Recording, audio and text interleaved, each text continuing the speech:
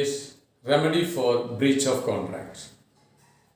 Remedy, what is the remedy for breach of contract? അതിൻ്റെ ഒറ്റ വാക്കാണ് ഡാമേജസ്. പരീക്ഷയ്ക്ക് ചോദിക്കുന്നത് what are the remedies available for breach of contract എന്നായിരിക്കാം. And it may not be asked in direct what are damages എന്ന് ചിലപ്പോൾ ചോദിക്കണമെന്നില്ല. ഡാമേജസിന് പകരം what are the remedies available for breach of contract എന്നായിരിക്കും ചോദിക്കുക. അതുകൊണ്ട് പരീക്ഷയ്ക്ക് വരുന്നത് ഇങ്ങനെയാണെന്ന് മനസ്സിലാക്കിക്കൊണ്ട് പഠിക്കുക. ചോദ്യം ഇത് തന്നെയാണ്. എന്താണ് ഡാമേജസ് എന്നാണ് ചോദ്യം. ഇവിടെ നമ്മൾ പഠിക്കുന്നത് the term damages is used to mean monetary compensation as a substitute for the promised performance. ഞാൻ നിങ്ങളോട് ചെയ്യാമെന്ന് ഏറ്റ പെർഫോമൻസ് എന്താണോ അതിന് പകരമായിട്ട് ഞാൻ ചെയ്യുന്ന ഒന്നാണ് damages. The term damages is used to mean monetary compensation as a substitute for the promised performance. എന്താ മോണിറ്ററി കോമ്പൻസേഷൻ പണം കൊണ്ട് ചെയ്യാവുന്നത് മാത്രമേ ചെയ്യാൻ പറ്റുള്ളൂ. യു സി, ഒരു നഷ്ടമുണ്ടായാൽ നഷ്ടപ്പെട്ട വസ്തുവിനെ നമുക്ക് തിരിച്ചു നൽകാൻ പറ്റില്ല. ഇപ്പോൾ ഒരു ആക്സിഡന്റ് സംഭവിച്ചു എന്ന് കരുതുക. ആക്സിഡന്റിൽ നഷ്ടപ്പെട്ട സാധനത്തിനെ അത് പൂർവ്വസ്ഥിതിയിലേക്ക് ആക്കി കൊടുക്കാൻ ചിലപ്പോൾ സാധിച്ചെന്ന് വരില്ല. അതുകൊണ്ട് പണം കൊണ്ട് കഴിയാവുന്നത് എന്തോ അതേ നഷ്ടപരിഹാരമായിട്ട് കൊടുക്കാൻ പറ്റുള്ളൂ. ഒരു ലൈഫ് ഇൻഷുർഡ് ആണ്, ലൈഫ് ആൾ മരിച്ചു പോയാൽ പകരം ആളല്ല കോമ്പൻസേഷനാണ് കൊടുക്കുക. അതേപോലെ വാഹനത്തിന് അല്ലെങ്കിൽ എന്ത് തന്നെയാകട്ടെ, whatever may the thing, ഞാൻ ആളുടെ കാര്യം പറഞ്ഞത് പെട്ടെന്ന് മനസ്സിലാക്കാൻ വേണ്ടിയിട്ടാണ്. Whatever may the thing, അത് നശിച്ചു പോയി കഴിഞ്ഞാൽ അതിന് നമുക്ക് ഒരു സബ്സ്റ്റിറ്റ്യൂട്ടായിട്ട് നൽകാൻ പറ്റുന്നത് പണമാണ്. അതുകൊണ്ട് നമ്മുടെ നിയമത്തിൽ ഡാമേജസ് എന്ന് പറയുന്നതിന്റെ രൂപം പണമാണ്. The term damages is used to mean monetary compensation as a substitute for the promised performance. ഇനി damages for breach of contract are intended to compensate the aggrieved party and not to punish the guilty of breach. Damages for breach of contract are intended to compensate the aggrieved party and not to punish the guilty of breach. ലംഘന കുറ്റത്തിന് ലംഘനം ചെയ്ത ആൾക്ക് അയാൾ വരുത്തിയ ആ തെറ്റിന് ശിക്ഷ കൊടുക്കലല്ല ഡാമേജസിന്റെ ഉദ്ദേശം. മറിച്ച് നഷ്ടവിധേയനായ വ്യക്തിയെ നഷ്ടത്തിൽ നിന്ന് രക്ഷിക്കുക, കരകയറ്റുക എന്നതാണ്. അപ്പൊ the primary purpose of awarding damages is to put the aggrieved party in the same financial position in which he would have been had the contract been performed. മൂന്നാമത്തെ സെന്റൻസ് നമ്മൾ പറയുന്നത് the primary purpose of awarding damages. ഡാമേജ് പ്രഖ്യാപിക്കുന്നതിന്റെ, നൽകുന്നതിന്റെ, വിധിക്കുന്നതിന്റെ പരമപ്രധാനമായ ഉദ്ദേശം to put the aggrieved party in the same financial position. ഞാൻ നിന്നോട് വച്ചിരുന്ന കോൺട്രാക്റ്റ് എന്തോ ആ കോൺട്രാക്റ്റ് ഞാൻ പൂർത്തീകരിച്ചിരുന്നു എങ്കിൽ സാമ്പത്തികമായി നീ ഏതൊരു തലത്തിലേക്ക് ഉയരുമായിരുന്നോ അതേ തലത്തിലേക്ക് ഉയർത്തുക എന്നതാണ് ഡാമേജസിന്റെ ഉദ്ദേശം. അതല്ലാതെ വീഴ്ച വരുത്തിയ ആളെ ശിക്ഷിക്കലല്ല. അപ്പൊ ഡാമേജസിന്റെ ഉദ്ദേശം എന്താ? It is not a punishment. ഇതൊരു പണിഷ്മെന്റ് അല്ല എന്നാണ് ആദ്യം മനസ്സിലാക്കുന്നത്. ചില എക്സെപ്ഷൻ ഉണ്ട്, അത് നമുക്ക് പിന്നീട് പഠിക്കാം. അപ്പൊ ഡാമേജസ് എന്ന് പറഞ്ഞാൽ it is not a punishment.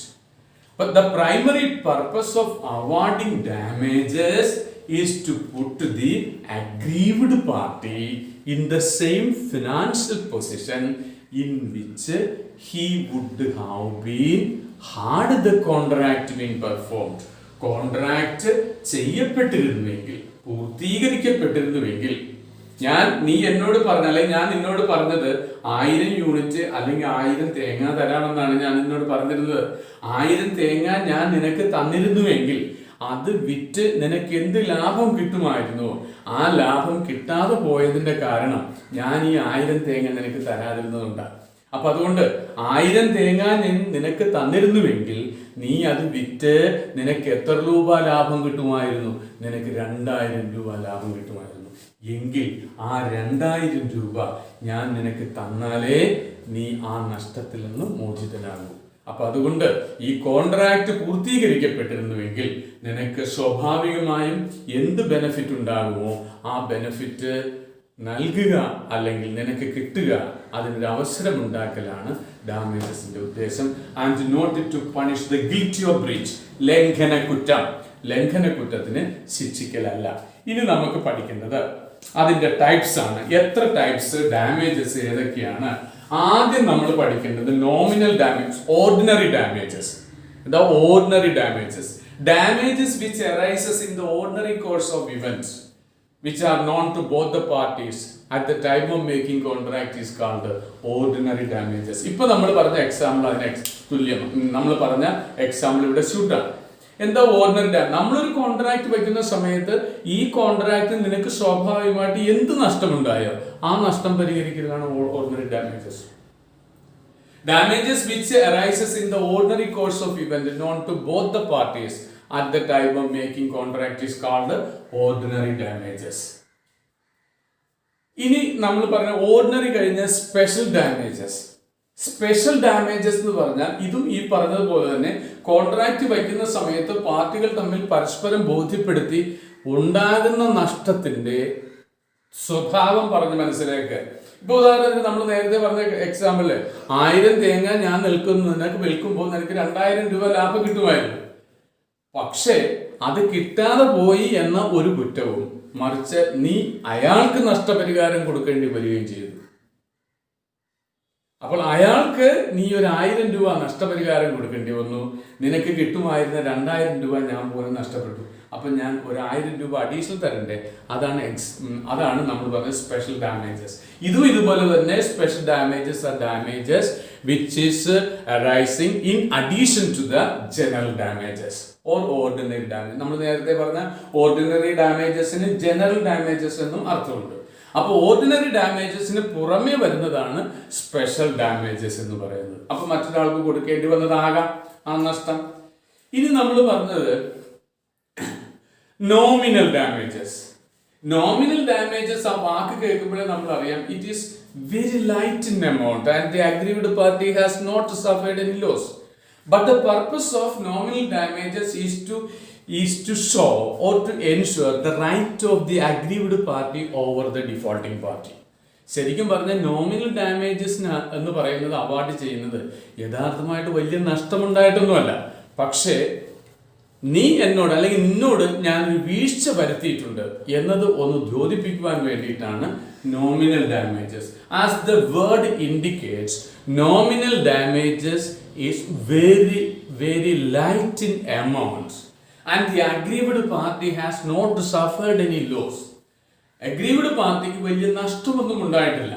പിന്നെ എന്തിനത്? The purpose of awarding nominal damages is to ensure or to make sure that the defaulting party made a default in the contract.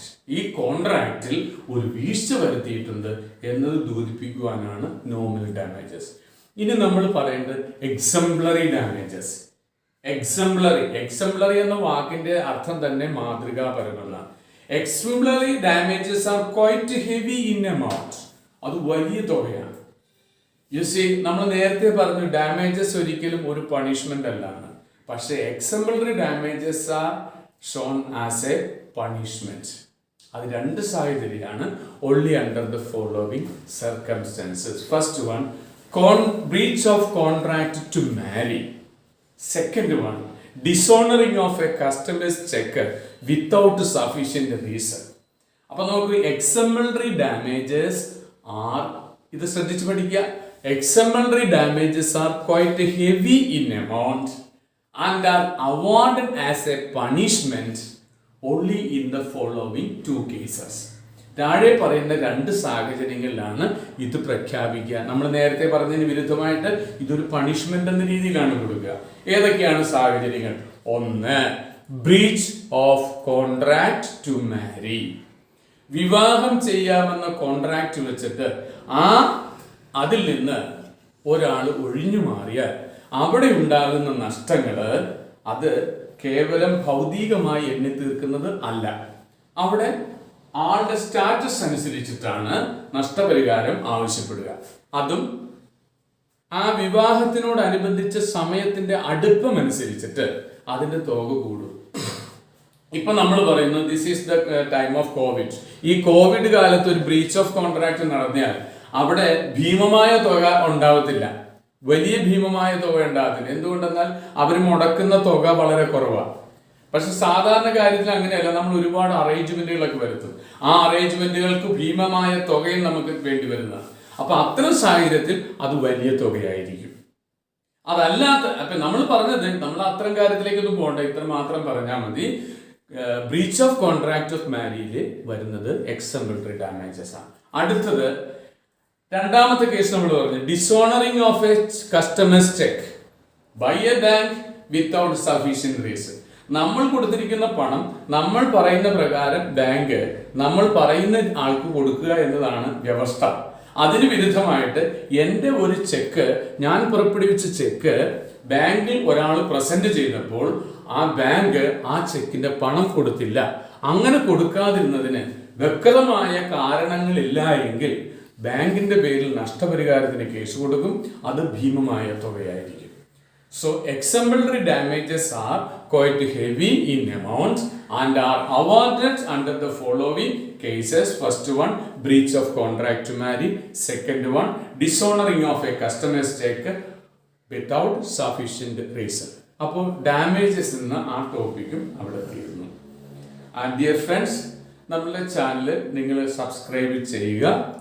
And if possible മറ്റുള്ളവർക്ക് share ചെയ്യുക. ഇത് തുടർച്ചയായി കിട്ടണമെങ്കിൽ ആ bell icon ഒന്ന് അമർത്തുക. Thank you for watching the class. Okay.